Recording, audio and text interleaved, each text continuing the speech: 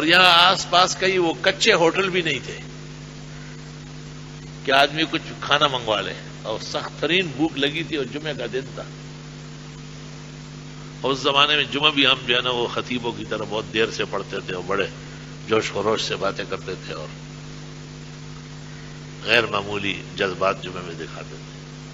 اور صبح سے مجھے بھوک لگی.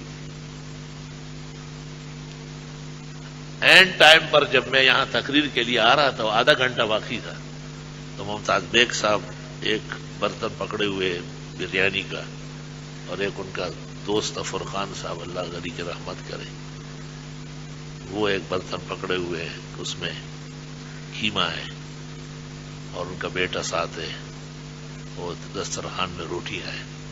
میں نے سمجھا کہ دعا قبول ہو گئی اور یہ کھا کے جمعہ پڑھاؤں گا، بڑا مزہ آئے گا.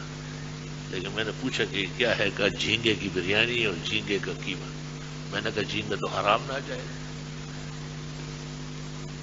اچھا کوئی گنجائش نہیں. میں نے کہا نہیں کوئی گنجائش نہیں.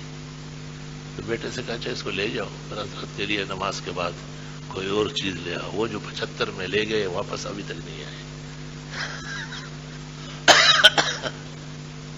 میں کبھی کبھی کہتا ہوں کہ کوئی گنجائش ہوتی تو اس دن میں چپ ہو جاتا، لیکن چونکہ مجھے جھینگے کی حرمت بمانگ دہل معلوم تھی، اور میں نے کبھی بھی نفس کے لیے، ذات کے لیے، خواہشات کے لیے شریعت کا سودا نہیں کیا، اور اللہ ایسے لوگ مجھ سے پیدا بھی نہ کریں، میرے شاگردوں میں بھی ایسے بے ضمیر نہ ہو اور بے شعور نہ ہو.